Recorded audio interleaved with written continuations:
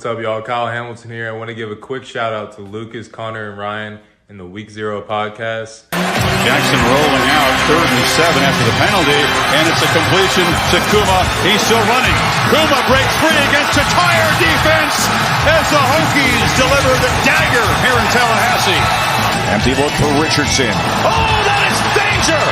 Oh my! Keidron Smith cuts inside, and he's gonna pick six it in the swamp. Cat scratch fever Smith. DJ is picked off, intercepted again by Benjamin Morrison. Here goes Morrison down the sideline. Can he go? Yes, he can. Touchdown, pick six, Benjamin Morrison. Nix drops back underneath. Touchdown, Bucks. Wow. Chase Taylor.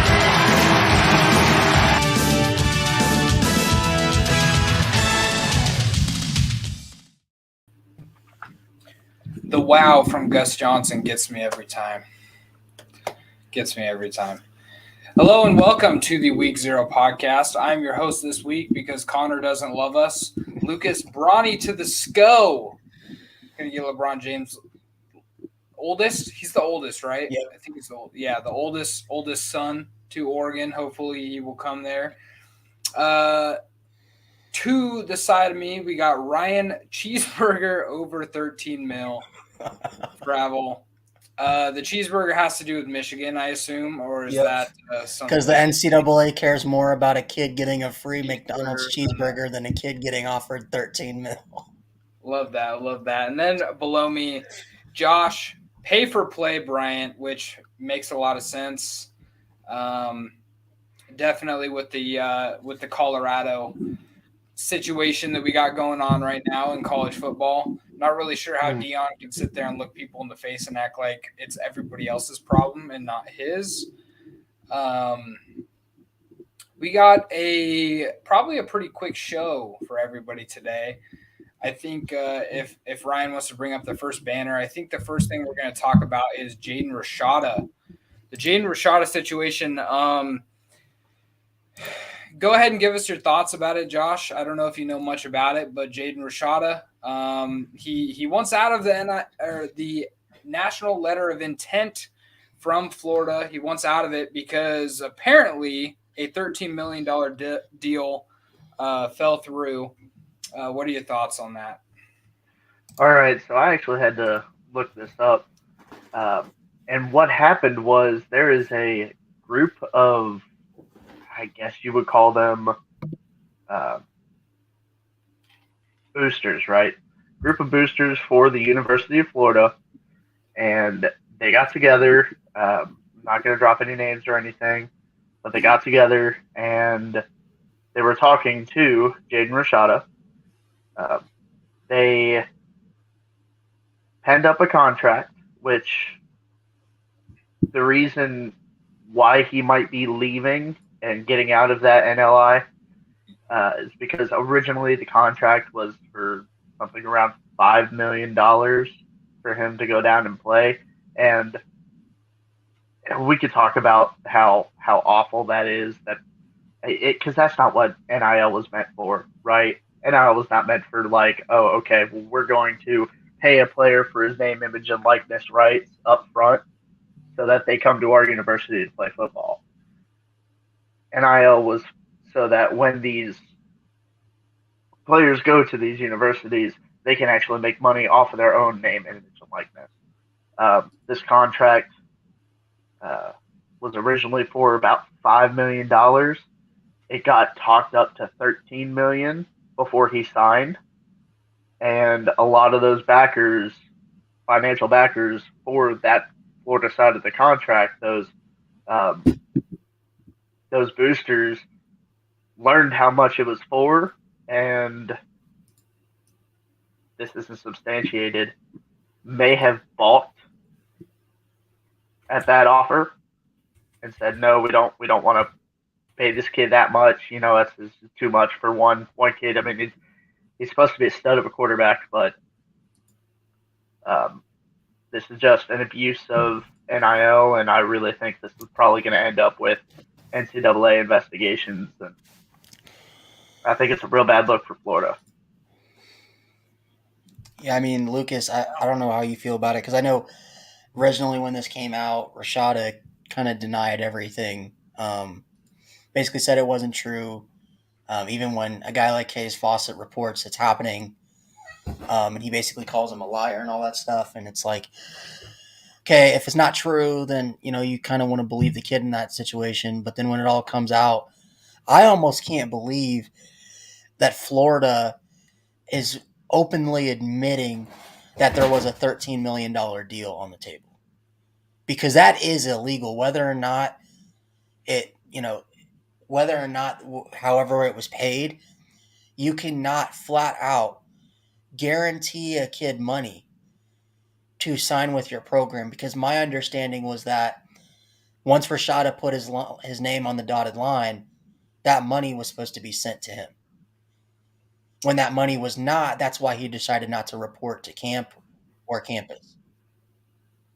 Well, I'm not 100% sure how that all works, and I don't think all the details are out, and they won't ever be because of the investigation.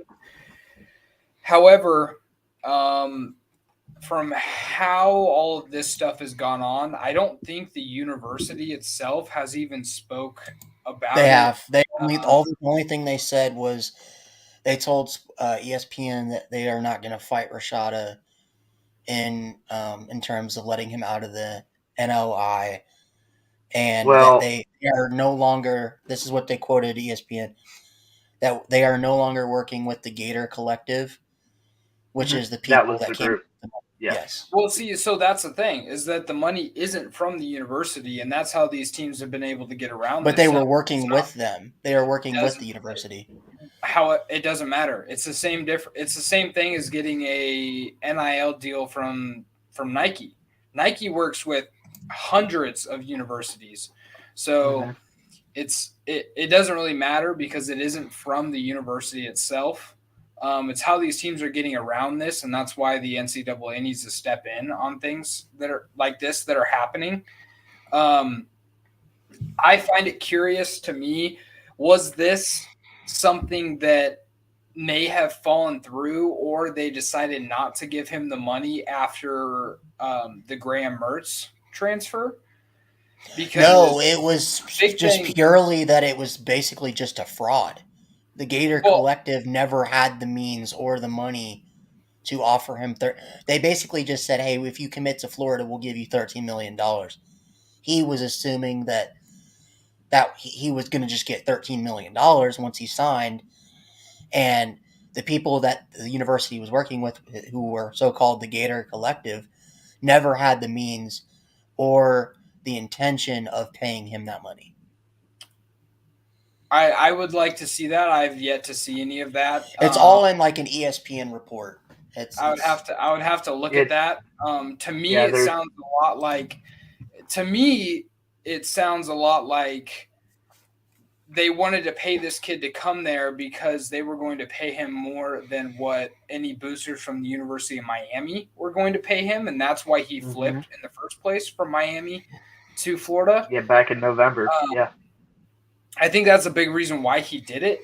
And then everything obviously fell through. Now there's going to be a big issue with this kid. He's going to be kind of blacklisted, unfortunately, from here on out. I think he's super talented.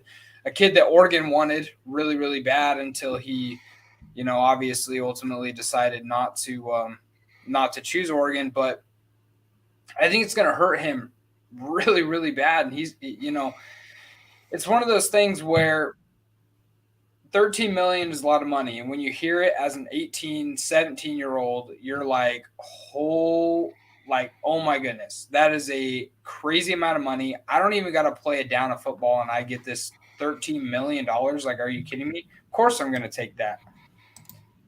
But now, instead of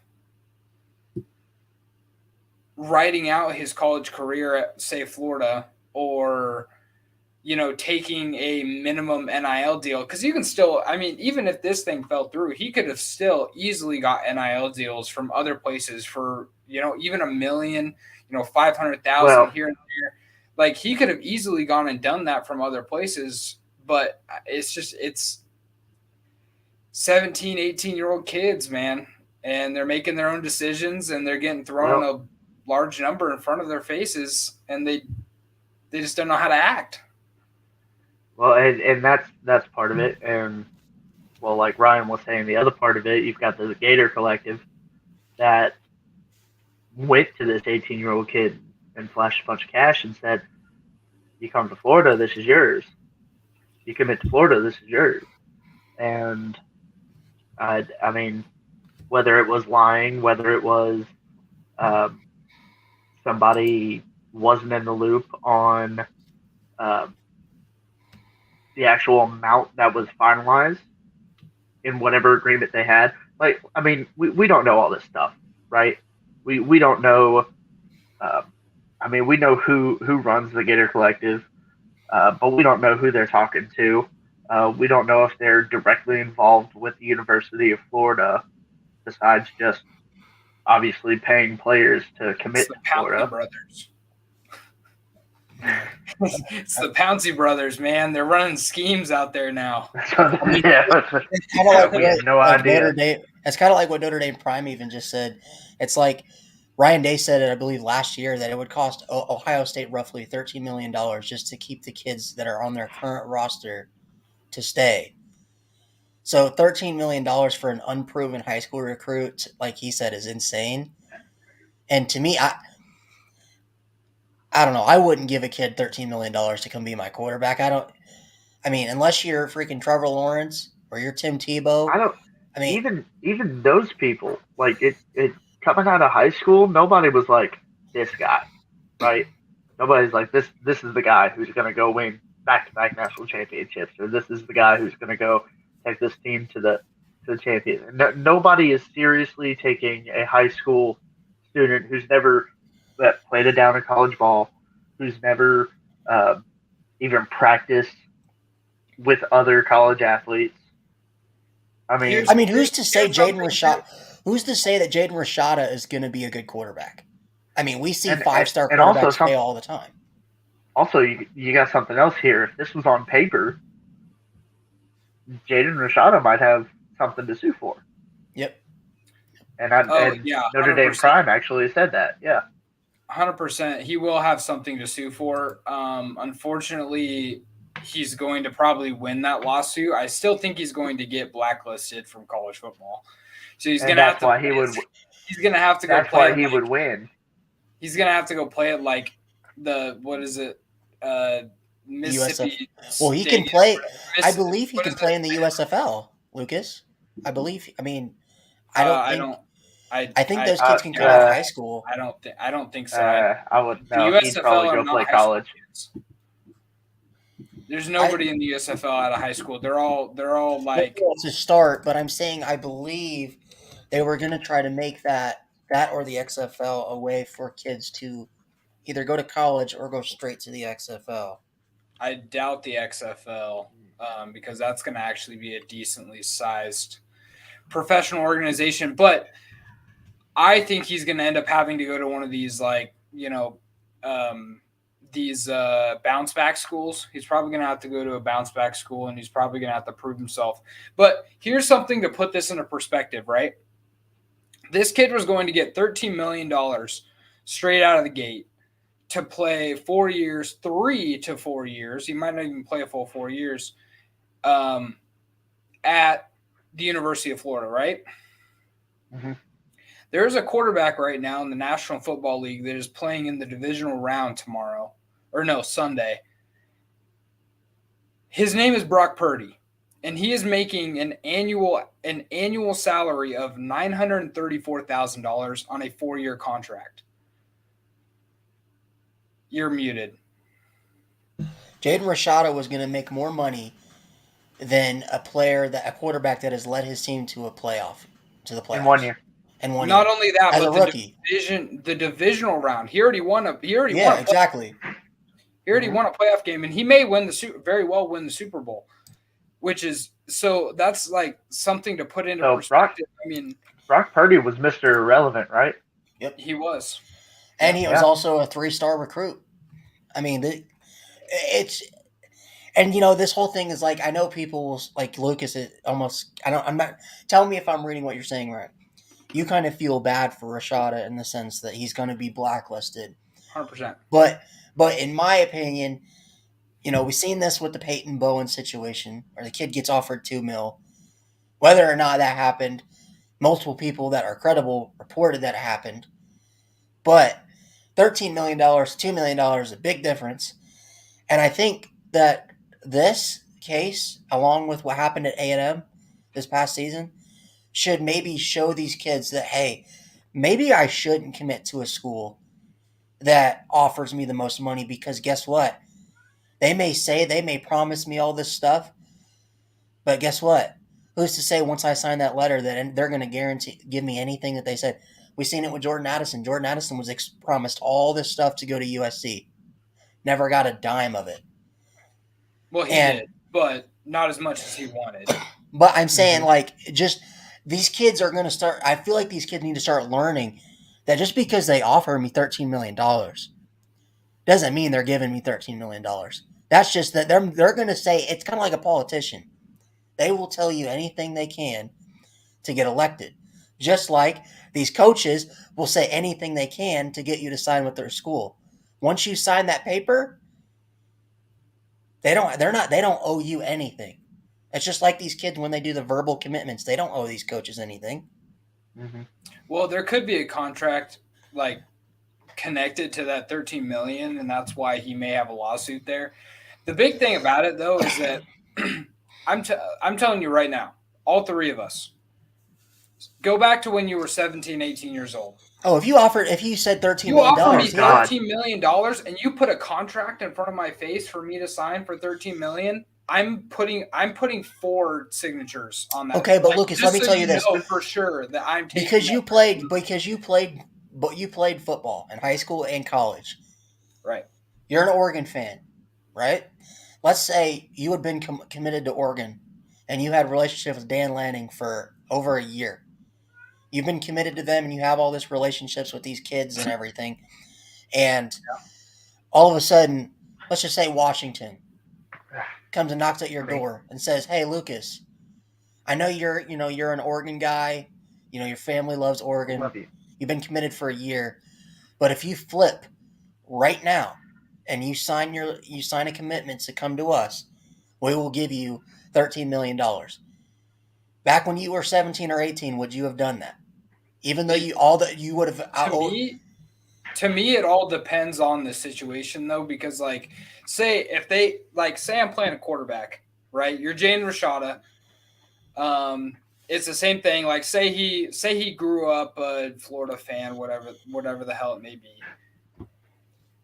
and then Miami comes into the mix, and both Florida schools, whatever it is, they both have vacancies at the quarterback position. They're not bringing in another guy in the transfer portal or in their recruiting class. They're not bringing in another guy. It's just you. You're going to the place that offers you more money. That's just what it is. That's just facts. I mean, it's the same thing as the NFL. You're not going to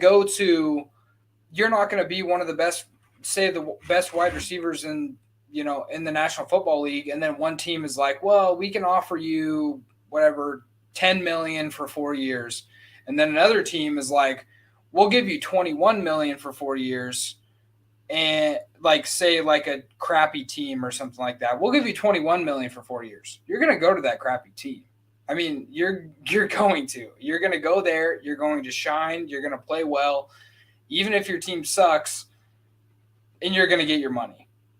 That's just the way I see it. That's how it's going to happen. That's how it has always happened. That's just it. I mean, you look at, Ryan obviously being a Lakers fan, LeBron fan. He went to a crappy team that paid him a lot of money, and then he won a title. he wasn't going to stay with a team that wasn't going to pay him the way that he thought he deserved. And that's just, you're muted again. Oh, God, Ryan. Good Lord. He didn't leave Cleveland because of the money. He left Cleveland because they weren't giving him any help to win a championship. That's why he left. Yeah, but you don't think LA paid him more? I can guarantee you. Oh no, I'm talking about. Are you talking about the second time? I was talking about the first time. The first time wasn't because of money, because Cleveland. Yeah, but I'm sure Miami paid him. I'm sure Miami paid him more than what his. He actually, believe it or not, he took a pay cut to go to Miami because they already were getting D Wade and Chris Bosh, so he had to take a pay cut. That was the only time in his career he took a pay cut. But, nevertheless, like Notre Dame Prime even said, and this is kind of, I didn't even know this, but Rashada evidently is visiting Colorado today, and I guess he's expecting Dion to get him. And Lucas, you're more involved in the Oregon recruiting stuff than I am. But with how Novosad looked in the All-American game, would you be mad if Oregon made a pitch at him? I can guarantee you they don't, and that's because Mario Cristobal's coaching staff was the staff that made the offer for Rashada. Yeah, Rashada's a stud, and I would like to have him at Oregon, but this is a completely different coaching staff. They don't know Rashada. They didn't recruit him. Mario Cristobal did, and that's why he committed to Miami before Oregon in the first place. I think Novosad's going to be good. I think a lot of it was his offensive line in that game. It was terrible. It was just so bad. He was running for his life every single play, and so was the backup quarterback for him on that same team. Like, they were running for their lives. I think Novosad's going to be good. At the same time, I'm sorry, but recruit everywhere else. I don't care about quarterback recruiting. I don't care about it at all anymore because we can easily go. We're a big enough brand. We can go to the portal and we can get the biggest guys. I mean, we don't have to recruit quarterbacks anymore, and that's just how it is for most, college football programs. You don't got to recruit for quarterbacks. There's no point. Because we can just get a guy that's already played 3 years. How much you love Bo Nix, Lucas? Would you rather have Bo Nix or Caleb Williams? I mean, I would probably rather have the Heisman Trophy winner, but I'm just being honest. I love Bo, and I think he could make a run for the Heisman this year. But last year, Caleb Williams won the Heisman. But you look at it like Oregon's had success in the transfer portal before with Vernon Adams. Thanks, man. All right. I just think, all three of us now have a guy at our quarterback position on our favorite teams that played I think at least 3 years at a previous program. I just don't see, unless it's just a crazy Trevor Lawrence or I don't know, Jamarcus Russell type talent that you see in high school ranks. I just don't see any point in recruiting these super top tier guys and expecting them to be, crazy good players in the future. And kind of sucks for these kids, but I'm like paying $13 million for exactly. down to college ball. But how much do you think about this? How much do you think Caleb Williams is making? Not $13 million. I can tell you that right now. Nope. I don't know, man. I think Bryce Young only made like $2 million last year. He was a Heisman winner. How much do you think Sam Hartman's making? He was the most sought after quarterback in the portal once he entered.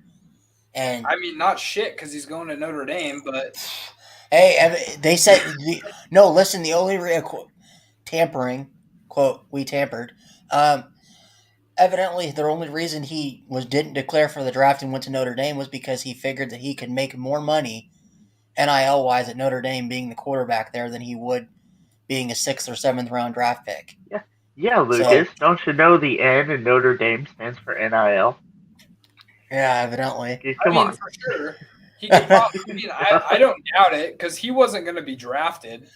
Oh, he was. He was. A lot of NFL scouts said 6th or 7th round grade. I don't think he would. I don't think he would have been drafted. I think the only reason why, like, a guy like Brock Purdy, going back to him, the only reason why he was drafted was because the 49ers They had nobody else to pick. The 49ers were desperate, and he was the last quarterback that was even close to being available. So Skylar Thompson was there. Well, he was drafted before him. Oh, he was? Oh, okay. Yeah, he was drafted by Miami before Purdy was. So, Yeah. Wait, what about Carson? Wasn't Carson Strong? Did he go undrafted? He went undrafted, and he sucked anyways. But all right, well, we'll go ahead and move on because we talked about that for a lot. I thought this would be a fun one because evidently, according to Hayes Fawcett, Colorado getting Carmani McLean, as Josh's name alluded to, the pay for play that's going on in Colorado right now. Basically, Hayes said that that's the best cornerback duo in college football. So I wanted to get you guys think if you disagree or agree with that. Completely disagree, because here's why. And here's why. I saw this tweet earlier today, and I wish I could show it on the thing, but I don't have that kind of access right now. But I saw this tweet. It says, I have it up right now. It says,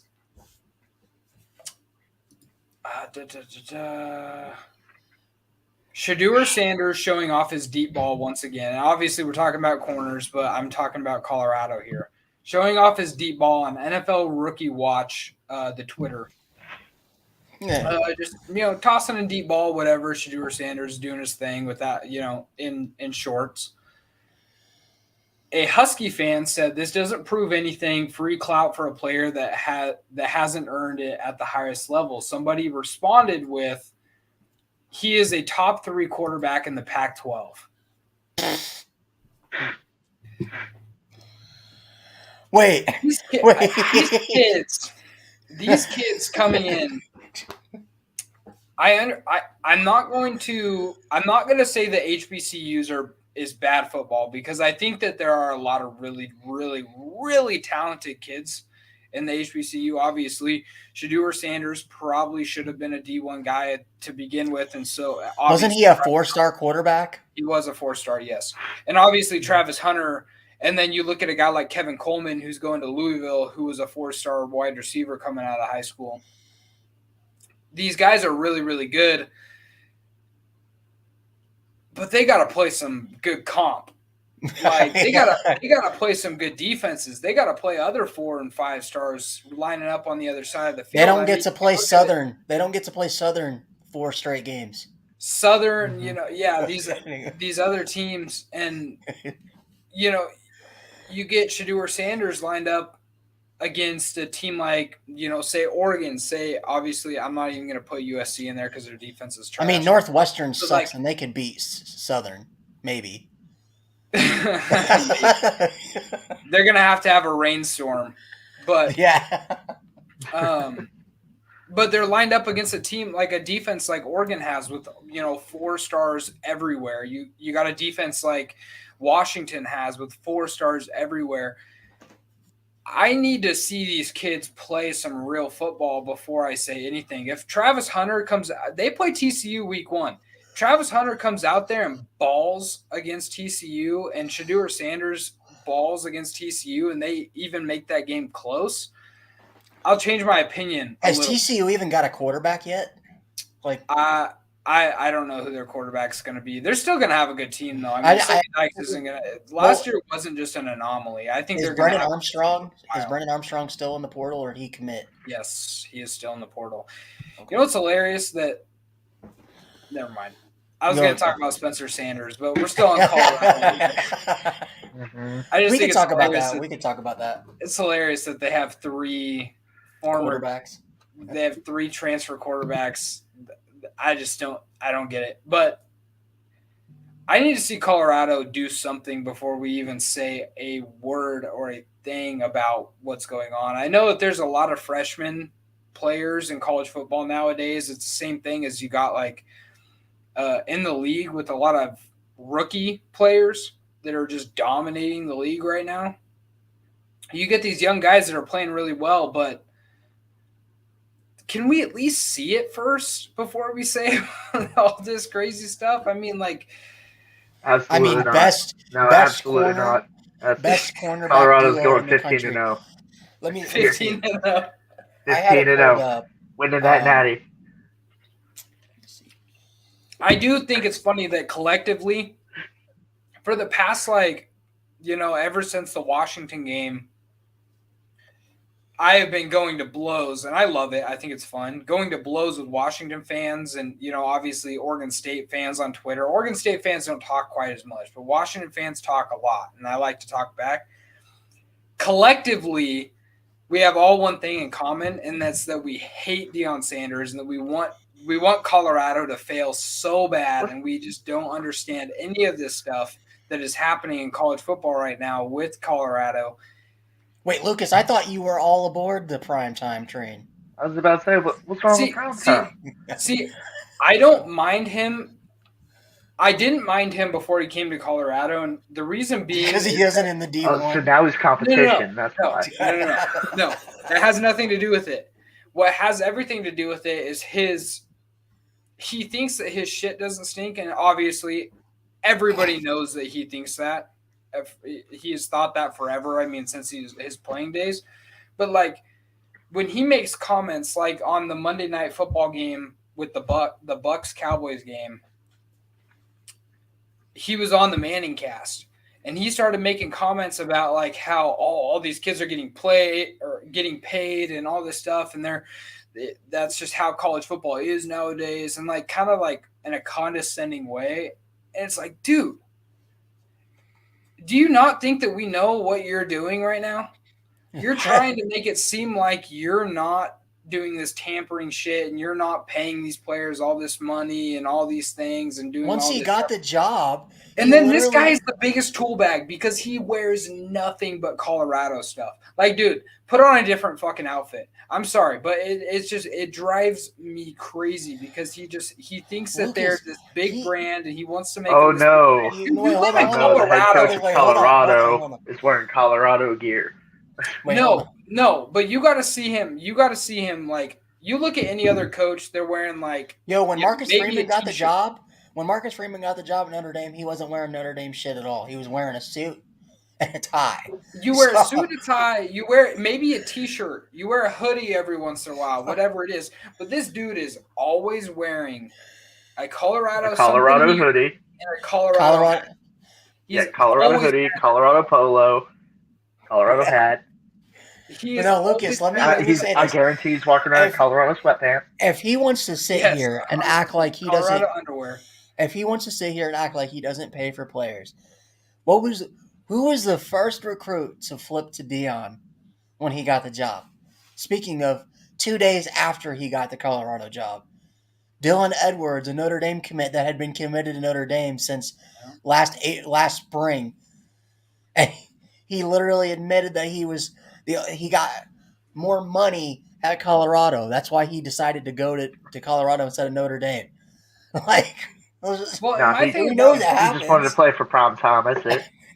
My thing about Colorado too is that, like, it's a really, it's a great place to be. It's beautiful. I've never been. Oh God, it's gorgeous out there. Yeah, it's gorgeous out there. But it's Colorado, man. Hey, man, it'd Colorado was good in the early 2000s. It was good in the early 2000s. This is not 90s. the 2000s anymore. Hey, they were the number one team in the question. Lucas. They were the number one team in the country in the 90s.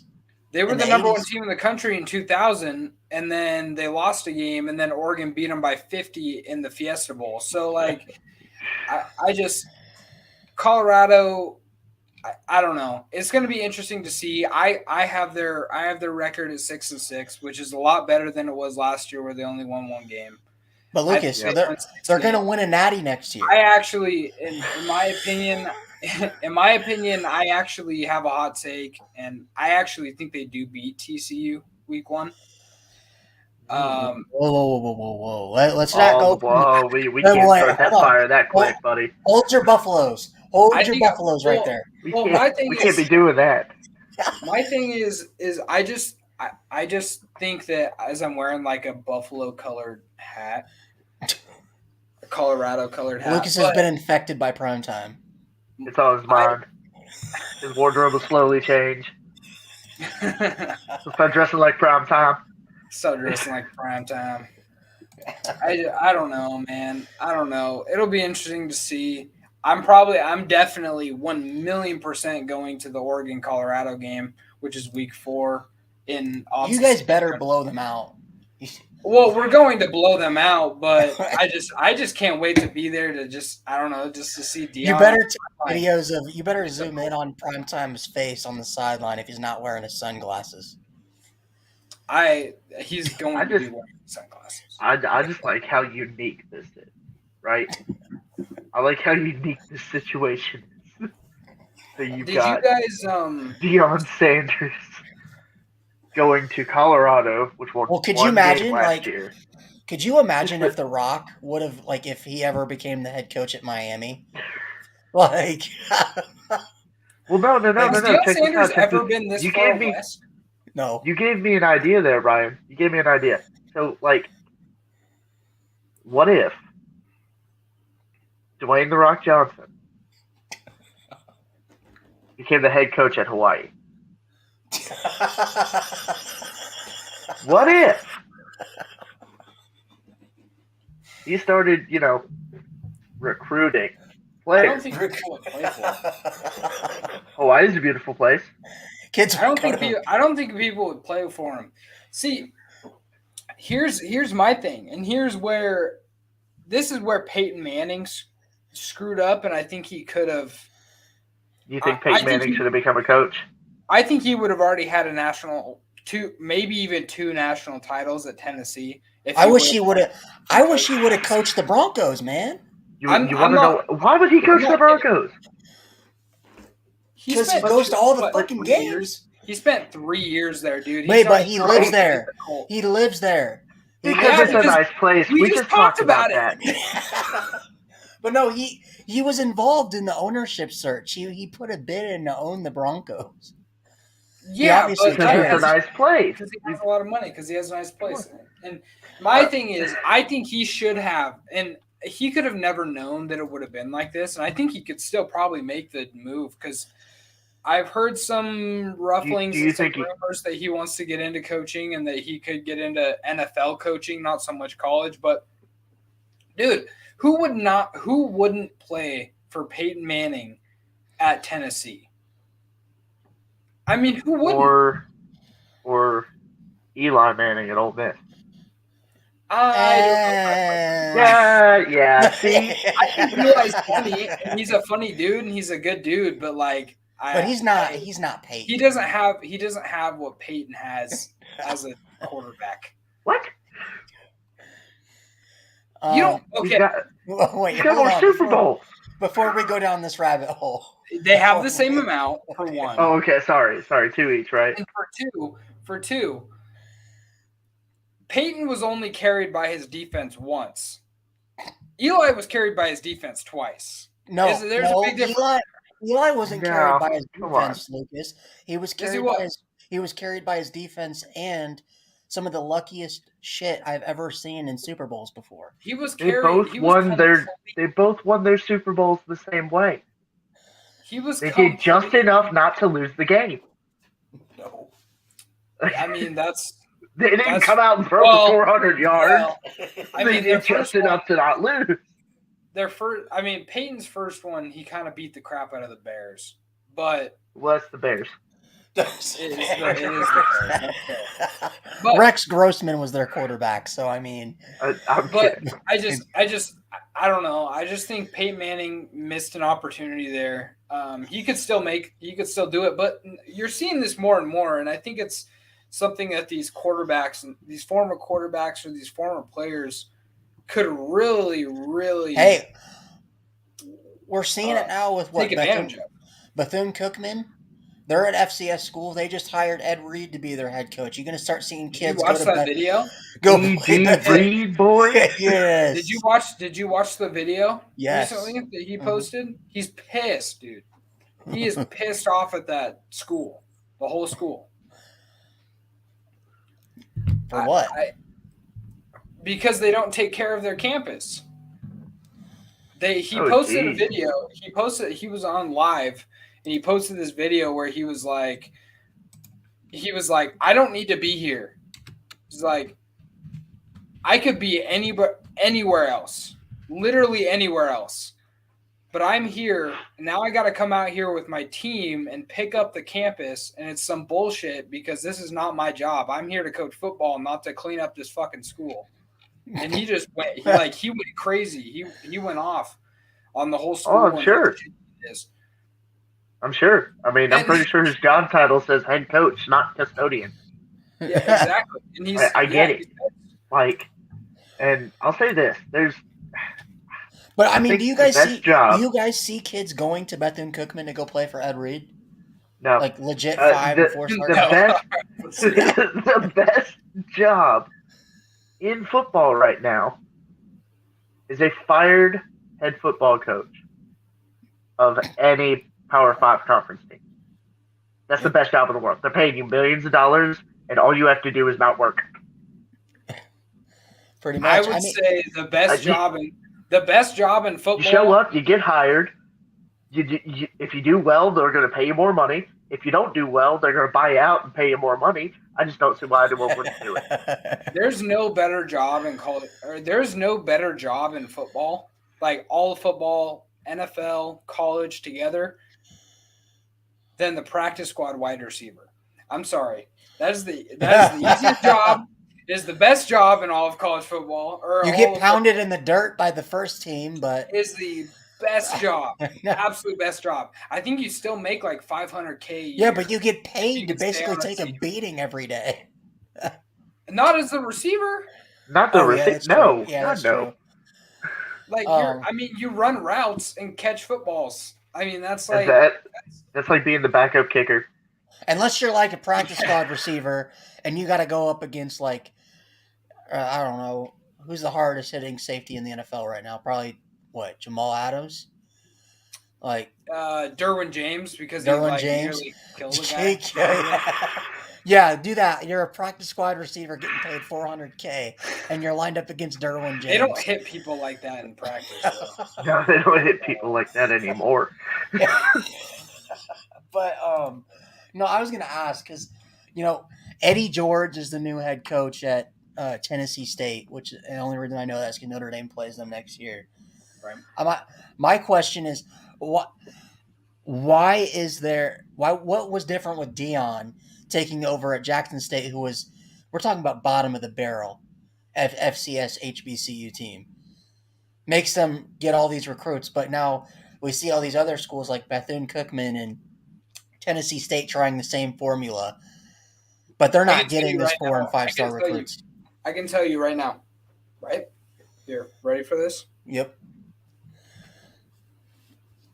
Eddie George and Ed Reed didn't do one thing that Dion did, and that was breed a 4-star quarterback. There you go. There you go. When Shedeur Sanders committed to Jackson State, everybody wanted to go to Jackson State. When Shedeur Sanders left Jackson State, everybody left Jackson State. Lucas might be onto something here. So it's like, I mean, it sucks because I could just see that in the interview. Okay, what kind of offense do you look to run here? What kind of program are you looking to build here? You're looking for longevity. What's your sperm count? You got sperm count. Got any players in the portal right now that you're thinking of? How good is your firstborn son's arm? Oh man, I would play for Eddie George. Obviously, very biased because I am a Titans fan. Mm-hmm. But when you look at it, if you look at them all together, obviously Deion Sanders, super captivating. But Ed Reed and Eddie George are also Hall of Famers. All 3 of them are Hall of Famers. They're in the Hall. They got the bust. They got all the stuff in the Hall of Fame. But one of them has a gifted son that was dominating high school football. The other two don't. And that's just, I mean, that was the selling point, I think. Also, Dion is really good at talking. I think Are you Eddie sure? George. I think that Are was you more sure? of it. Talking. Yes, 100% sure. He is great at talking. No, wait. Could you imagine? Think about this. I think they asked him how many how many toes he had. I think that was something. Lucas, could you imagine Marshawn Lynch as the head coach at Cal? I would play for him. I'd play for Marshawn. That'd be sick. They'd have to put like a sensor on the ESPN microphones every game because he would. What did he say? What did he say in that interview? He said, when I was here, this team didn't fucking suck. Yeah, and he's like, "Oh, I didn't mean." I didn't mean to say that. Because I asked him about what the difference between when he was at Cal and now, and he said, "When I was there, the team didn't fucking suck." And then he said, and then he cussed again right after that, where he's like, he did something like, "Yeah, I don't know." It was pretty funny though. At least he would be a coach that you'd get. He would be like Mike Leach. You get so many funny moments from his interviews. Oh yeah. Yeah, but they wouldn't be. They wouldn't be like Mike. They wouldn't be Leach Mike funny Leach moments. worthy, but they would be like.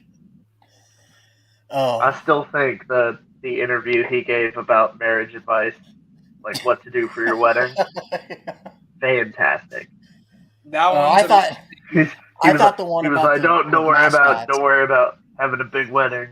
Don't worry about I thought the one with the you go somewhere. You elope. That's what you do. I thought it was hilarious the one he did with the mascots where he basically said, "Well, if you got a duck, I mean, a duck's not too harmful. They'll just paddle around." And he was like, "I don't know." He's like, "I don't know what a sun devil would do." He's like, "Nobody knows what kind of powers a sun devil has, so I guess we'll." And then he said, "A Trojan. It depends what Trojan you get. Do you get a man with a sword or a man on a sword with a horse?" Like, Yeah, he's God, one of the best, man. One of the best. what a great dude. Yeah, I mean, going back to the actual topic, corners wise, I mean, I'm sure there are some. We gotta watch. We gotta watch McLean. We gotta watch. Hold on. We literally have not named any corners better. yeah. Yeah, I mean, it's hard because That's rough. one, there's a lot of college. The Alabama corners, I think, are better. McKinstry and who I can't remember the other kid's name that's on the other side of him. That's a pair right there. The kid that was on the other side of him plays at Oregon now. So. Oh yeah. Yeah. But I mean, you could be biased, and I could go, Triquez Bridges, and then the Tyrese Jackson or whatever his name is, the kid from Bama. I mean, I commented on Hayes' tweet and said Benjamin Morrison and Cam Hart for Notre Dame because, I mean, you're going to tell me Cormani McLean's better than Benjamin Morrison when Morrison was a freshman? I mean, maybe he is. That's the thing. INTs? It sucks. Well, that's the thing, though, is that maybe he is. Maybe he is better. Or maybe he's just an average college corner and we'll never know how good he really is. Or maybe is the next Sauce Gardner. We have no idea. You know what? I'm going to say it right now because Josh is kind of being quiet. The corner who got the pick six on Florida, he's better than Cormani McLean or Travis Hunter. And it also depends on what scheme you're playing in, right?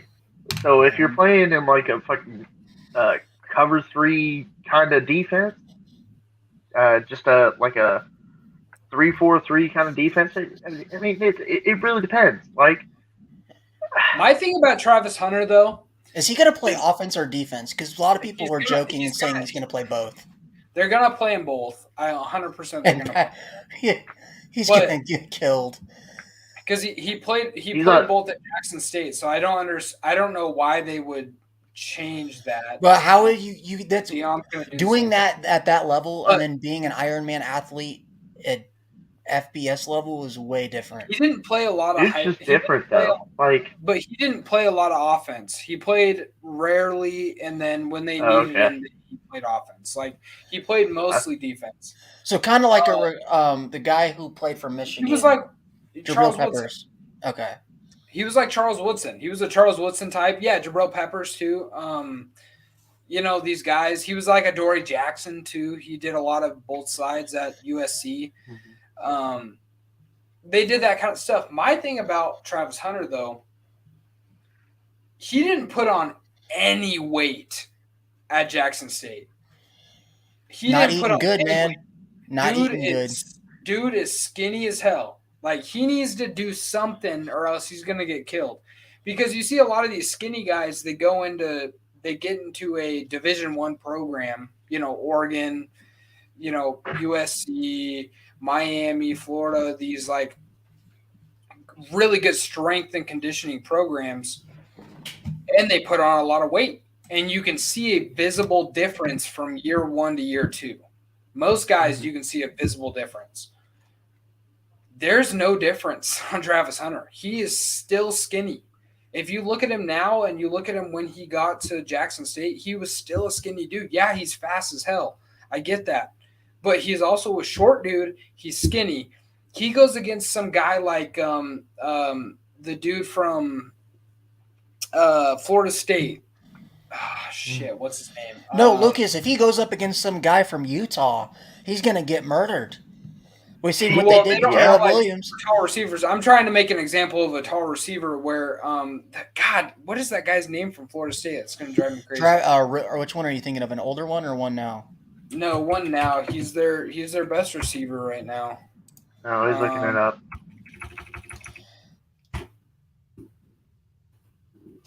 But anyways, you go against a guy that's big, strong, DK Metcalf type guy, like you're gonna get bodied, and you're not gonna get a lot of that stuff in the. How tall is Travis Hunter? Because he doesn't even really look all that tall to me. I think he's probably like 5'10". Oh yeah, he's gonna get mossed. I mean, there's a lot of guys that are like, 5'10". I don't know. I always prefer like corners. I always prefer the 6 foot guys. Johnny Wilson. He had nearly 900 yards last year and 5 touchdowns. Kid stands at 6'7", 235 pounds. I was about to say Travis Hunter isn't 5'10". He's 6'1". So he's like 6 foot tall. He's probably like 5'11", 6 foot. He stood on his. Well, I mean, toes. you know how you do your stats and stuff. It's how tall are you in cleats. Oh, I always go 2 inches taller. Yeah.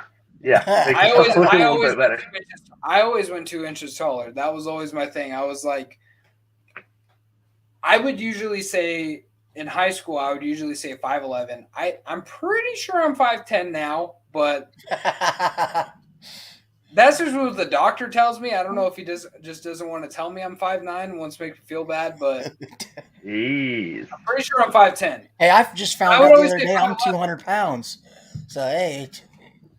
Well, how tall are you, Ryan? I'm 5'11". 5'11", skinny as hell. Jesus. 5'11", 200 pounds isn't bad. I don't know where I got the 200 pounds. When I was in high school, I was 160. He got that settlement, and now he's like. he put on that wealth weight. Yeah, I don't even have a gut. It's just weird. They're like, you weigh 203. You gained like 50 pounds in the last couple months. I wish I weighed 203. If I weighed 203 right now, I'd be fucking jacked. Dude, when I got down to a really good like body type, muscle mass, all that stuff, I stopped at 215. Like I could not get any lower. I'm 6 foot tall, but I'm wide as shit. So like I'm wide. But while we're on this, I wanted to really quickly because we didn't get to talk about it. The whole Cormani McClain situation in general. What do you guys think about it? Dude, my thing about all this stuff is like, I get that you can't blame a guy for wanting to play for Deion Sanders. No, it's not that. I don't like the whole and you might call trolling it the you fan might call it base. tampering, you might call it trolling the fan base, whatever it is, but when you're like recruited by a team for so long, as he was for Miami, obviously, they completely I'm sure, I can almost guarantee you he was recruited before Mario Cristobal got there. But then Mario was like, obviously they want to keep up with this kid because he's one of the best corners in high school football. So all that stuff happens, and then you got a guy like Deion Sanders, one of the best corners in football history, not college football, not NFL, football history. One of the best corners to ever play the game that you play. It gets a head coaching job somewhere, and he offers you. I mean, but my thing is because he was obviously committed to Miami. And this is the thing I don't like about these kids. And anytime we have a situation like this, it's always some roundabout bullshit that these kids do. We've seen it with Bowen, where he decommitted and recommitted to 3 different schools in the matter of less than 24 hours. We've seen it with Rashada now. You're putting too much weight on word. No, I'm not saying that. I'm saying, why do these kids feel the need to lie? That's what I'm saying. And especially with Cormani, he was going to sign on National Signing Day. He told the entire Miami coaches, "I'm going to be signing on signing day. Like we're good." Yeah. Signing day comes, doesn't sign. They ask him, "Hey, what's going on?" He's like, "Oh, I'm just not signing on early signing day. I'm going to push it back because I want to whatever reason."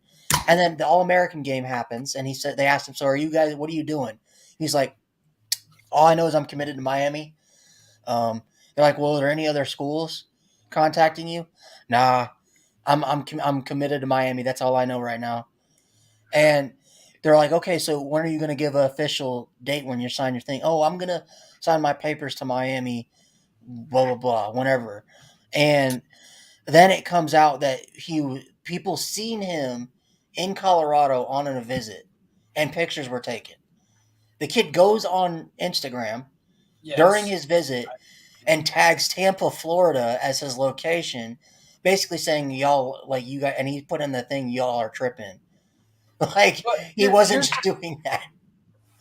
Here's my thing, Ryan. And this is growing up, and this is me, and I know that Josh is on the same boat with all this like media stuff and how media works. They make everything so much bigger and so much bigger of a deal than what it really is. And they're getting into these people's lives when they don't need to be in these people's lives. Like, let this kid do what he wants to do. But why can't he just announce on Twitter, "Hey, because I'm reopening my thing"? 18 years old, dude. Ryan, when you were 18, when you were 18 and somebody like tried to press you on something that you knew you did, but you didn't want to admit it. He didn't want to admit it because he didn't want to admit it because he knew he would get backlash for it. That's why. Yeah, because no 18-year-old needs that backlash. Yeah, and something else, Ryan. He's probably got 5, 6, 7 different people telling him what to say, and it's all different things to say. I just don't understand. Like, we've seen recruits in his same situation that come out and just flat out say, "Hey, I'm decommitting. Like, I'm not sold on where I was going to originally commit. I'm going to flip." We see that all the time. But 100%. Then you see the unique cases like Cormani McClain and Rashada, where it's like they make it more miserable for themselves than they need to. It's not unique.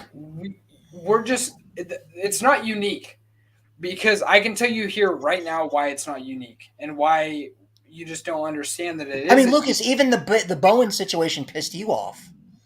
Yes, it did, but I'm 24 years old. You're 22 years old now. And Josh has been, Josh is like, what, 47? Jesus Christ, I knew it was coming. I knew it was coming. But we're just now, all of us are just now really, really paying attention to the recruiting because we have this podcast and we have this thing that we have, so we have to pay attention to this stuff. this stuff has been happening for long before we have even been paying attention to it. It's just that the media wasn't as big as it is in 2023. So we didn't hear it as much. And then something else about it, there's way more media attention going to these kids than there used to be. I mean, you go back 3-4 years ago. The picture of the only thing you heard about somebody is, oh, I thought he was committed. Yeah, well, he went to this other school instead. Like, well, I understand that, but I don't think we should give these kids a pass for making mistakes. Like, yes, but I don't think we should press the kids as hard. No.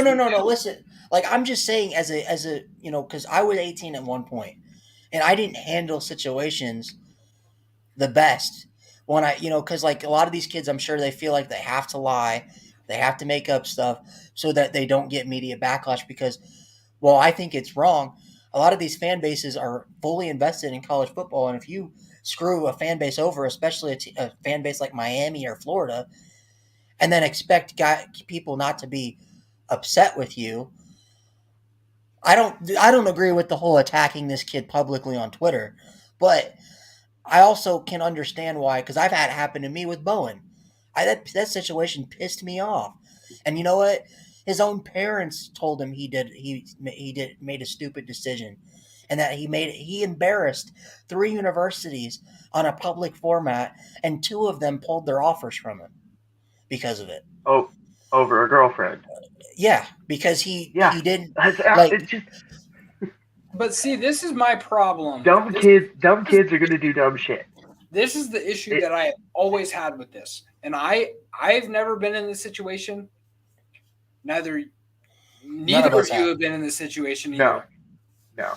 But you're putting a kid, and I think about this from my standpoint and like how it would have felt for me to be in this situation. You're putting a kid on national television, sitting there with 3 hats in front of him, 2 hats, maybe 3 hats, maybe even 4, whatever it is. And you're expecting him to make a decision right there. If he doesn't have that decision fully made, because he didn't, clearly Peyton Bowen did not have that decision made, and they gave him a date because for sure he didn't make that date. From my understanding, his parents came up with the decision for him to go to Notre Dame. But they gave him that date. Somebody gave him that date, said, hey, you're going to commit on this day. Make sure you have your decision. He was probably like, oh, okay, I'm committed to Notre Dame. His girlfriend was probably like, oh, Notre Dame is so far away from Oklahoma. That really sucks. I really wish I could see you more. And then he was like, shit. Marcus Freeman's a really cool dude. He's a defensive-minded guy. He has ties with Kyle Hamilton. Dan Lanning is a defensive-minded guy, too. He won a national championship at Georgia. He's had great players. These 2 teams are really, really good. Oh, Brent Venables, he has a national championship too. He's a defensive-minded guy as well. I'm thinking about all these 3 different teams, and everything is going through my mind. Meanwhile, my parents are over here saying, hey, I need to go to Notre Dame because they have the best academics. They have all this kind of shit. They're, whatever Catholic school. They're going to have good morals, all this kind of stuff. Meanwhile, I got my girlfriend on my other shoulder saying, hey, we need to be together, and we love each other for all this stuff. And then I got Dan Lanning over here that's like, hey, bro, we got $2 million waiting for you. You want it? And so, and now he's sitting here at this table. He's got all those 3 things going through his mind. And then all of a sudden it's like 3, 2, 1. Fuck. Okay, grab an Oregon hat, put it on, I'm going to Oregon. Or I grab a Notre Dame hat. Oh, just kidding, I'm going to wear the Oregon hat, whatever. Like, do you see how so many things are going through this guy's head to where he has to make this decision so quick? I feel bad because back in the day, back in the early 2000s when we didn't have this kind of media for these kids, they could just be like, on signing day, sitting in their mom's living room, you know what? I'm going to go to Alabama. Yeah, okay, whatever. And then you'd tell Alabama that he's going there. Then Alabama would send off something saying, oh, this 5-star recruit's going to Alabama. It was never this I mean, just recently it's been so much bigger than it used to be. And I genuinely feel bad for these 5 stars and 4 stars that have to Well, do some of them do it to themselves. Like Bowen's situation, he even Yeah. admitted he had to come out with a public statement, and he admitted that he was sorry that he did what he did. Well, I That mean, like kids and like kids make mistakes, right? Mhm. They mess up all the time, and like we're supposed to be surprised by this. Like it's, I don't think they I think we're realize putting too much pressure on these kids by covering everything they I do. think it has nothing to do against these kids. I think it's just college football has such passionate fans than any other sport in the world. Oh, that's To another. the Oh point, God, that's another Well, thing. like these I people forgot about take it that. serious. You know how many kids? You know Yeah, how many Notre Twitter's a Dame thing fans? too. Wait, Josh and No, Lucas. I don't know if you've seen it when the whole Peyton Bowen saga was going on. How many? I can't tell you how many Notre Dame fans, Oregon fans, even Oklahoma fans before he decided to go back to Oklahoma were sending this kid death threats, his family death threats, telling him that he was a piece of garbage and that he hopes. Some people are saying he hopes tears his ACL and never gets to play again. Like that's the type of shit that I don't like. I think that these kids, when they make a dumb decision, they should get criticized for it to a certain extent. But that is taking it way too far. But what I'm saying is these kids need to learn accountability when they make these decisions and understand why, because I don't think he understood, if I make this decision and I do this, it's going to embarrass a university publicly, which it did. It did. yeah, And yeah. I think that Well, these kids don't realize that. well, obviously because they're 18-year-old kids, they don't know Mhm. much. Like they don't know anything outside of their high school, and what they've done and everything and what they see on TV. So it just when I was saying Twitter's the thing. If I'm upset with a recruit, I could tweet him directly. I could send him a message directly. Yep. That's never like up until about when we started paying like serious attention to this stuff a couple of years ago, 3-4 years ago. Um, it wasn't happening like that, you know. And now you got people who, like you said, go on. It's like, f this kid. I'm gonna go on to his Twitter, tweet some mean shit at him, and then I'm gonna, send him a death threat or something stupid like that because a grown adult got their feelings hurt that some kid who's never played down of college football in his life decided to go to other school. See, I don't personally care if you commit to Notre Dame and you want to decommit, go somewhere else. That's your right. These kids don't owe you anything. When they give you a verbal commit, that doesn't mean shit.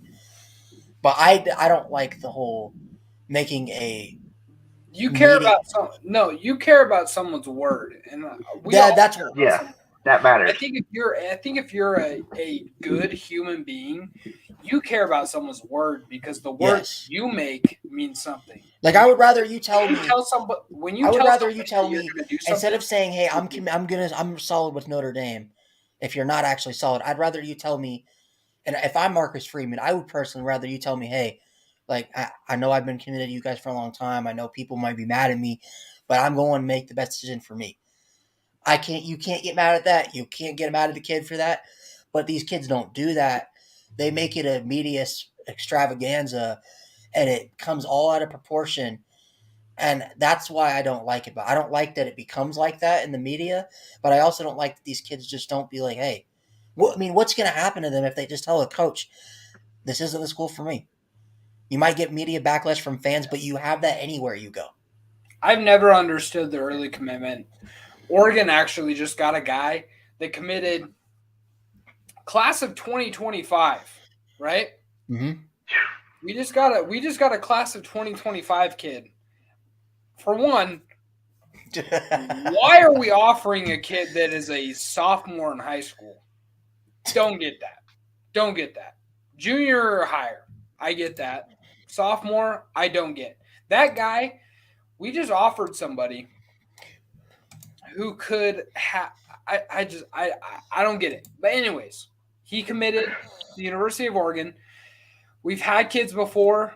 Seven McGee was the big one that a lot of people know. Seven McGee was committed to us for about 3 years. I believe he was a freshman. He committed to Oregon as a freshman in high school.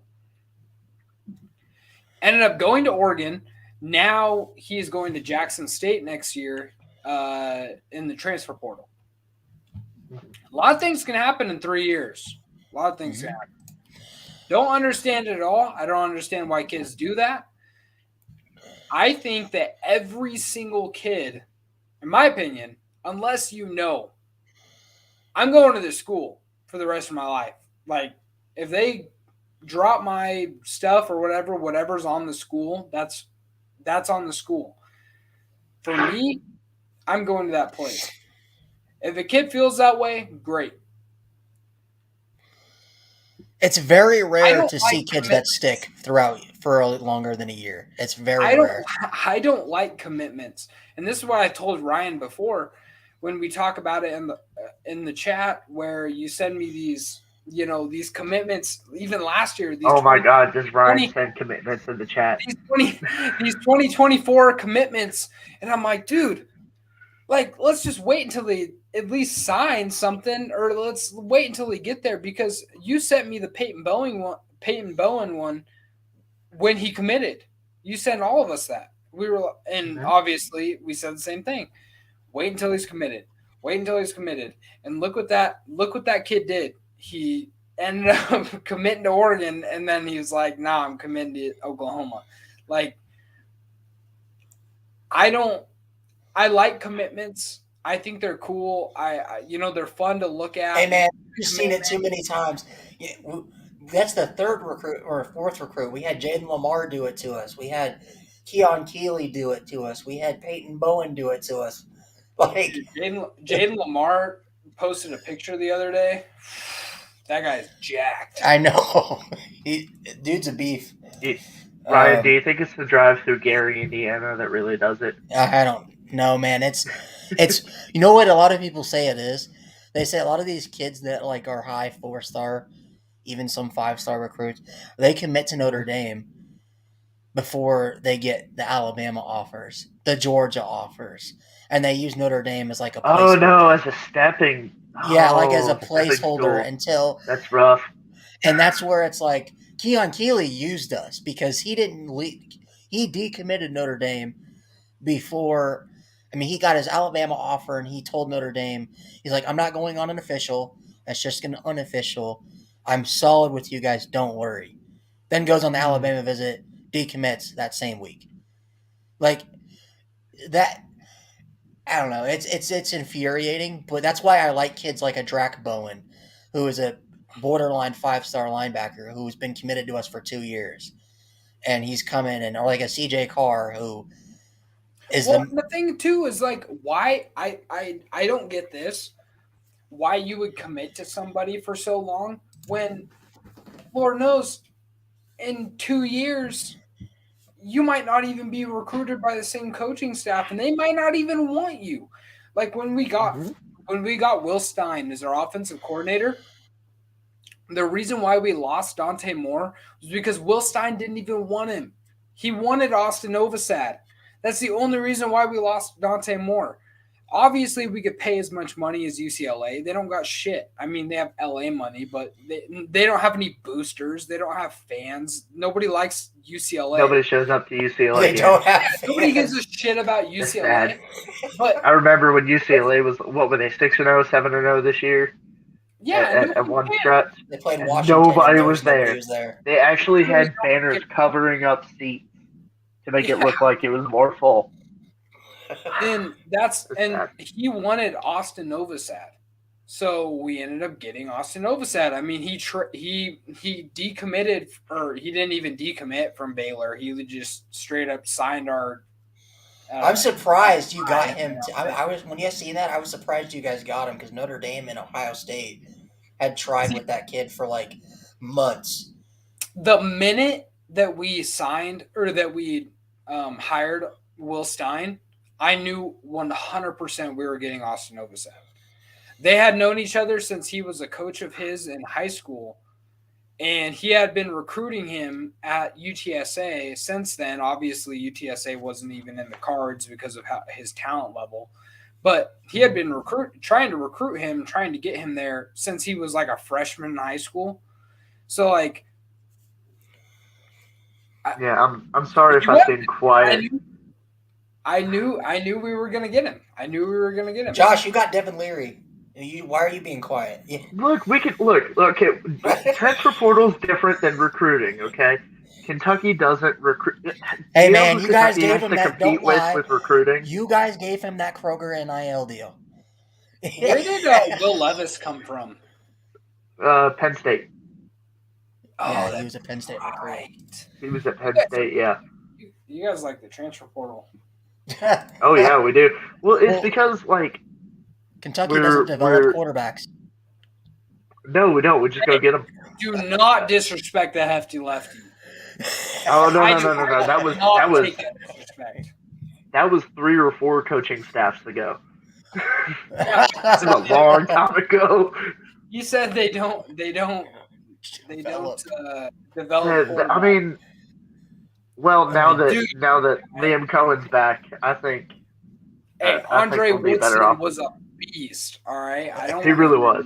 He really was. Yeah, Andre Woodson. Oh man, but go ahead. No, Kentucky doesn't get crazy recruits. We get like 3 stars, maybe a couple 4 stars, and maybe 1 or 2 5 stars, and that's only recently. And the thing that I hate about the 4-star and like the 5-star level, most of the 3 and 4 stars you get should be 5 stars. Yeah, well, not the 3, but the 3 should be 4s and the 4s should be 5s. Like Austin Novosad, and this is something that a lot of Oregon fans have talked about because you get some Oregon fans that are like, "Oh no, we lost Dante Moore," and they're all sad about it. But Dante Moore was a 5-star in the state of Michigan. Yes, Dante Moore is a fucking stud, and he's going to be good in college. And I am worried about UCLA because I think Chip Kelly is just now cooking. But Austin Novosad played in the state of Texas. Texas football is different. I think if he played in a state like Oregon, Washington, even Michigan, he'd be a 5-star. Well, think about it this way. He'd be a 5-star. Think about it this way. Dante Moore's only true quarterback competition in his own state was C.J. Carr. And they never played. They never played. And that kid's a year younger than him. Mm-hmm. So, like, I don't really understand a lot of that. I mean, Kentucky has had a lot of studs. I mean, you look at Josh Allen. Was he a 4-star or a 5-star? He's probably a 4-star, right? He was a 3-star. He was a 3-star. 3-star. Josh Allen was a 3-star. Benny Snell was a 3-star. Patrick Mahomes was a 3-star. Was a 3-star. Mahomes was a 3-star. And I'm not saying like Tom Brady. Tom Brady was a 3-star. Basically, what I mean by all this stuff is, well, you guys know my opinion about stars. That's still it doesn't mean shit. They matter. It really doesn't mean a lot. What matters more is their size, their work ethic. And the only thing that I think was 3-star, I think they said something about only like 5% of every kid, 5% of all the kids that have been rated 3 stars have ever made it to the NFL. So that included in that 5% is Mahomes, it's got to be Allen. It's 5%. Well, they're talking about all time. 5% of every single 3-star have made it to the NFL. That's why. Look at the quarterbacks that made it to the playoffs this year in the National Football League. You got Brock Purdy, who I guarantee was not. He was probably a 3-star. You got Justin Herbert, who is a 3-star. You got Skylar Thompson, who Lord knows what he was. Probably a 3-star. Probably maybe even a 2-star. He might have been unranked. Patrick Mahomes, who was a 3-star. You got Josh Allen, who was a 3-star. I don't even know if he was a 3-star. I think he was. He committed to Wyoming, and he only had like 2 other offers. But that was his only offer in D1. I think he might have been a 2-star. And then you got obviously Tom Brady, who was a 3-star. You got Dak Prescott, probably was maybe a 4 or 3. I don't even know what he was. He went to Mississippi State when they weren't very good. So, I mean, maybe he turned them into something. He turned them into a good team, but they weren't good before that. When was Mississippi State? Hold on. Let me look this up because Dak he Prescott might have. Dak Prescott was a 3-star. There you go. He was borderline, not even ranked. Dak Prescott's a 3-star. You got who are the other teams? Geno Smith was probably a 5-star, honestly. But the point I'm making is that you got a lot of 3-star starting quarterbacks. Geno Smith wasn't even a 5-star. He was a 4-star. He was a 4. But starting in the National Football League, you got a lot of these lower ranked guys. It's these rankings matter, but they don't. I think a lot of it is your coaching staff and the school that you go to. You look at a team like, and this is why, being a little biased, I think Oregon needs a lot, and I mean a lot more respect when it comes to defensive line, because our defensive line, the players that we produce, they turn out. Deion Jordan didn't turn out great, but Eric Armstead, one of the best interior defensive linemen in the NFL. DeForest Buckner, one of the best defensive linemen in the NFL. You got Kayvon Thibodeau, who's still playing in the playoffs, and he's one of the best defensive ends in the NFL this year as a rookie. We need a lot more respect with that, but I think 5 stars and the ratings and all these things should be. Daniel Jones was a 2-star. I'm not surprised he went to Duke. Who went to Duke for football? I mean, let's be honest. Wait, no. Who goes to Duke for football? On 24/7 Sports, he was a 2-star. Okay. On every other site, he wasn't even ranked. He had 0 stars. But that's my thing is, like, I think there needs to be a different ranking for these different positions, because you got defensive linemen who, yeah, they should be a 5-star because they're studs. They're extremely fast. They're huge dudes coming out of high school. But then you got some high school quarterbacks that are like a Russell Wilson that's 5'10", but I'm sure he was probably like a 2 or 3-star coming out of high school. And that's only because of his size, because he was probably like 5'10" and coming out of high school and weighed, 185, 190 maybe. And then you got a guy like Josh Allen some of the 5-stars, Trevor Lawrence, who was a 5-star, and he's 6'6". He was probably 2. Yeah, Russell Wilson was unranked on 24/7 Sports. And you got a Trevor Lawrence, you got a Jamarcus Russell, these big-ass dudes who are being ranked completely off of Trevor Lawrence is kind of like he's an outlier because he didn't lose games. He never lost. Tim Tebow, I mean, think of it this way. Tim Tebow was a 5-star. Tim Tebow was a 5-star quarterback, the number 1 player nationally coming out of high school, the number 1 quarterback in the country, and was a 5-star on every single site. And guess what happened when he went to the NFL? He beat the Steelers in the playoffs. Sorry. I knew you were going to say that. And then became I a broke fullback. a sink because of that game. Demaryius Thomas on the slam, baby. Let's go. R.I.P. my boy. I broke a sink because of that game. You lost to Tim Tebow. Oh my god, I hate that so much. I hate that so much. You tired of this, Super Bowls. Josh? 6 Super Bowls. You tired of this, 6 Super Josh? Bowls. 6 Super Bowls. 6 Super Bowls. I'm Hey, good. at least you got to see one. Hey, I did too. But all right, well, let's go on to our final thing because we need to talk about. Yeah, let's get the Natty get this wrapped review. up. Oh, not really much to talk about. We didn't get to talk about it Good last week Lord. because we needed a break. But I wanted to ask you guys this question: was that game more of the fact that Georgia? It doesn't matter who played Georgia that night; they were going to get slaughtered, or was it okay? Was it more Georgia being that good or TCU being that bad? So I'm going to say this right now. Without answering your question right now, I think it's actually, I'm going to answer your question. Georgia is just that good, for one. For two, The NCAA record for straight wins is 56. Mhm. Georgia's going to beat that. Who was that set by? Clemson I or think Bama?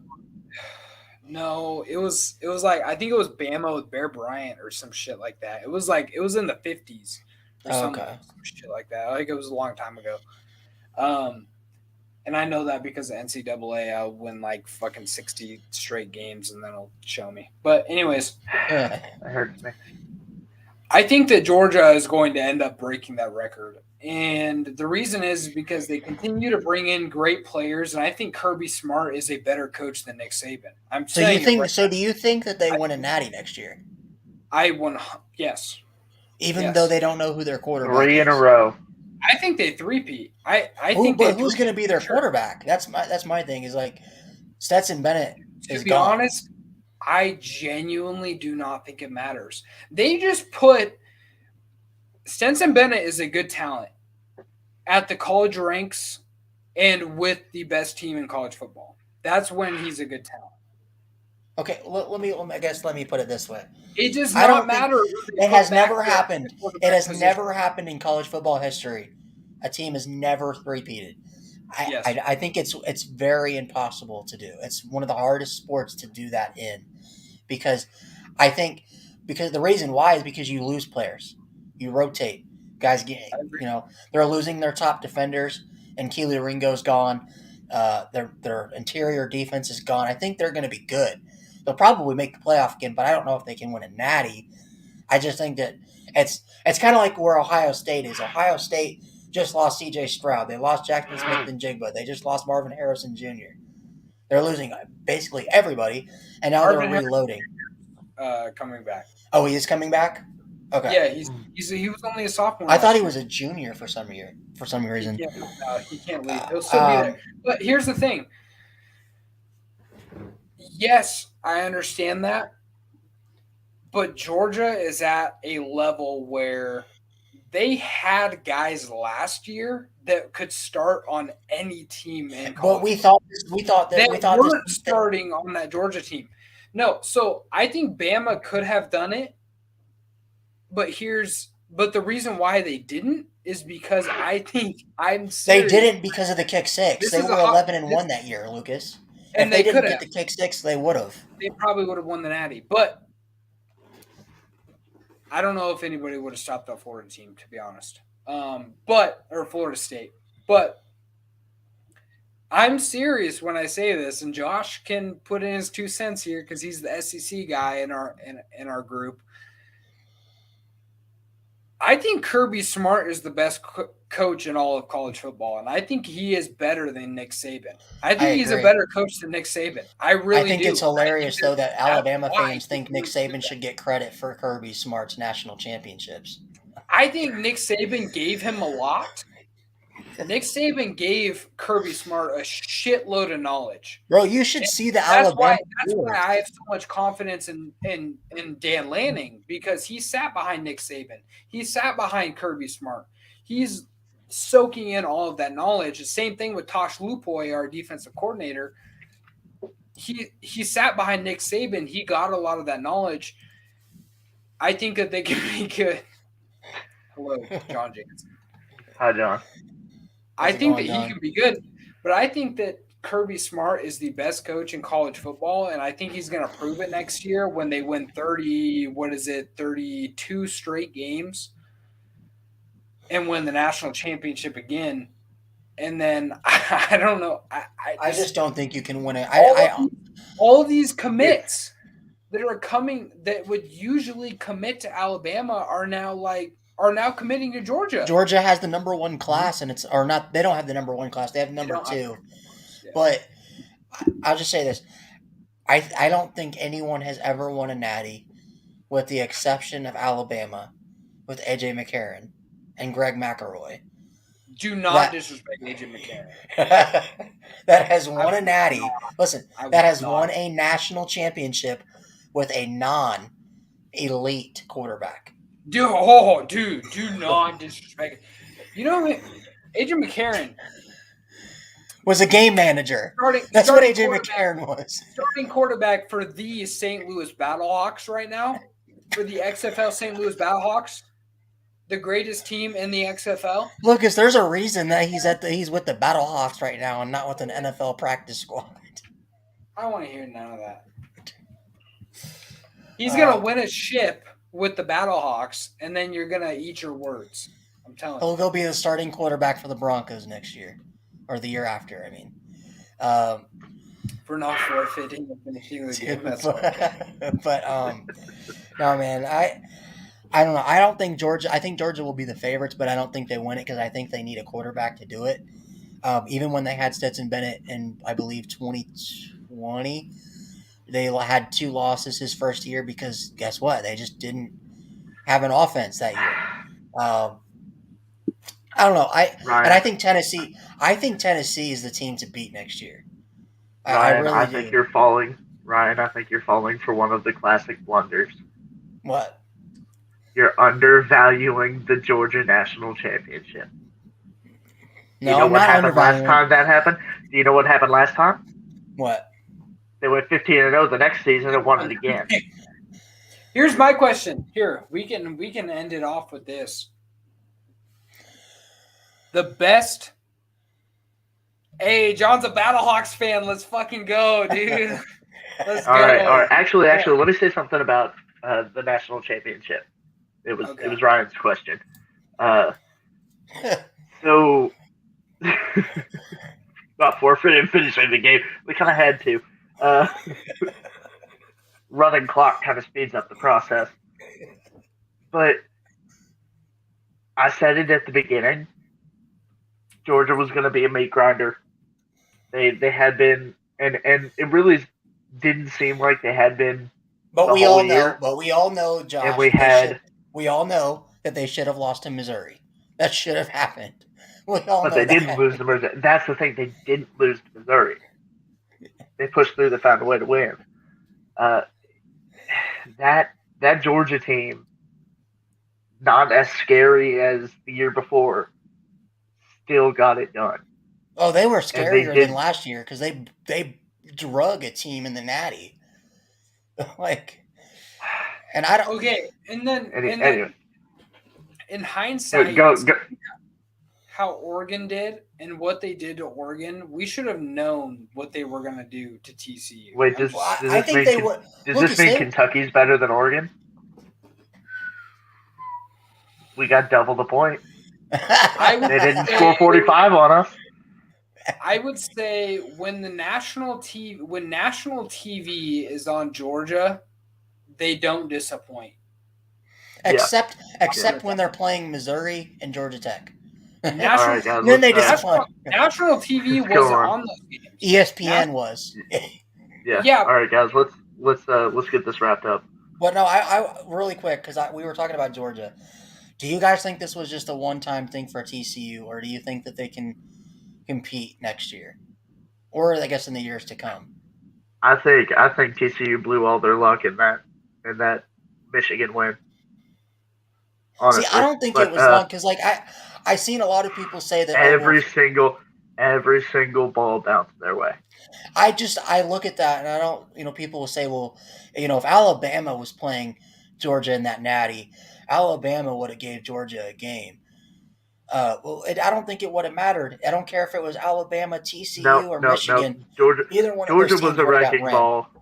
Georgia was a wrecking ball. Georgia was the dragon. Ohio State had the confidence, didn't have the kicker to do it. Didn't have the kicker.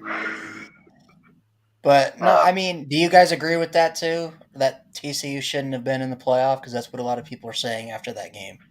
I think TCU should have still been in the playoff. I just think Michigan should have taken care of business. It looks I think the big storyline is Michigan letting Michigan fans down again. Because I think Michigan would have given I don't Georgia think Michigan would have either. TCU and Michigan are too similar to me in terms of just think about it this way. Michigan, their offensive line got pushed around by TCU, whose defensive line was outweighed by Michigan's by 50 plus pounds. Think about what Georgia's defense would have done to that offensive line. Like, just let that sink in for a minute. Like, I just worse think than Michigan 65 to underperformed. 7. it probably could have Yeah. been like 90-7. I don't think so. Yeah. I think Michigan would have given them a way better game. Yes, it would have been a blowout, but I think they would have at least scored 20. Yeah. Wait, yeah, that So- does mean that. So it It's looks way like better than Georgia. TCU, but really Mizzou is an above average team with conference. So it looks like, for real, that's how a lot of like mid SEC teams are. Like if you took a mid SEC team, they'd be top 3 in like the ACC. They'd be top Hey, probably like be Lucas top said, that Brady Cook 4 kid is in the amazing. Big Ten. But Lucas, go ahead. Well, I was going to say it looks like Carson Beck is going to be the starting quarterback for Georgia next year. I want to see his 247 profile. It looks he was a 4-star recruit coming out of high school, class of 2020. He was the number 9 ranked pro style quarterback. All right, that's it. 5. That's it. Yeah. Yep. 6'5", 226 pounds. I don't know. He kind of looks like an alien, though. To be honest, He's basically Jake Fromm. No, he's basically Jake Fromm. But anyways, yeah. Natty review. But I did want to ask you guys this because Lucas didn't get to answer this. So, do you think TCU's done, or do you think that they're going to be competitive next year in terms of the playoff? 10-2. Huh? 10-2. 10-2, and I think.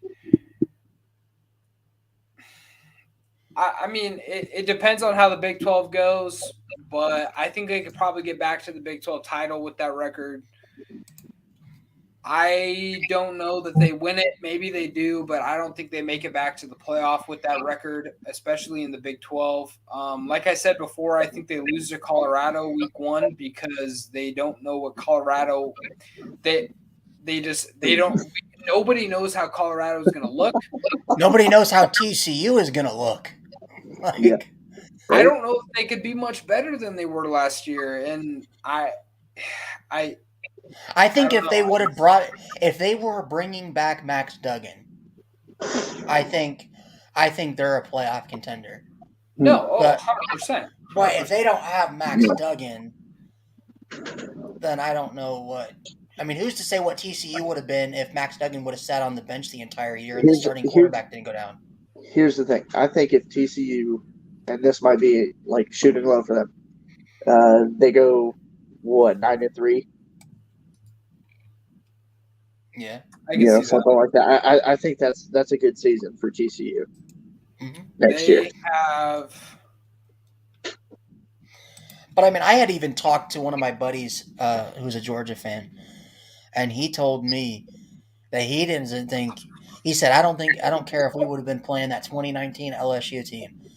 He said Georgia that night on that stage. Georgia that after, night. After the speech that Kirby gave him, he said, I don't think that any team. He said, like I said, I don't care if it was the 2020 Bama team, the 2019 LSU team, the Clemson team from 2018. I think either one of those teams would have got their ass kicked. Well, that's the thing is that's the question that everybody wants to ask. What is the best team in college football history? I personally think 2019 LSU.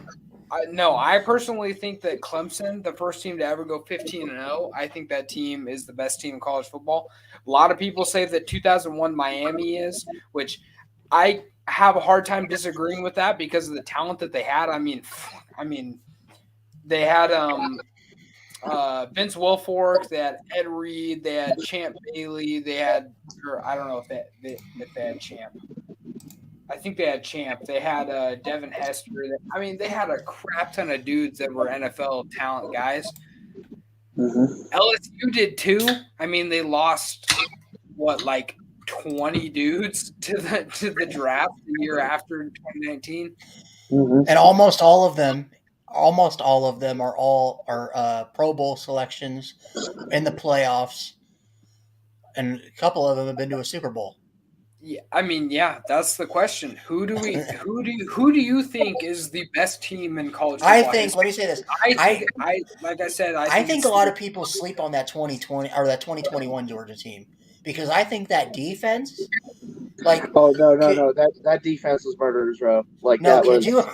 could you That was imagine? an NFL defense. Like, I'm gonna kind of cheat here. I'm gonna go offense. 2019 LSU, not a question. If we're going best offense of all time, best defense of all time, I think Georgia. So I think if you put that 2019 offense at LSU and you combine it with the 2021 Georgia defense, that's the best team in college football history right there. You combine it for sure. I think if you were to do that, you would just get the Cleveland Browns. But I think that 2019 team, that LSU team, it was really good. I think they would have ran over this year's and last year's Georgia team. I really do. You do? Because their defense was just good enough to beat the offense, and I think their offense was so damn good that they would have ended up they would have ended up putting points. I mean, if you look at it, the 2021 Georgia team, they got drugged through the dirt by Alabama. By that Alabama pass offense, and they weren't even close to that 2019 LSU team. Mm-hmm. So I think that LSU team would have won. I still think that Clemson, and I think it was the 2018 Clemson.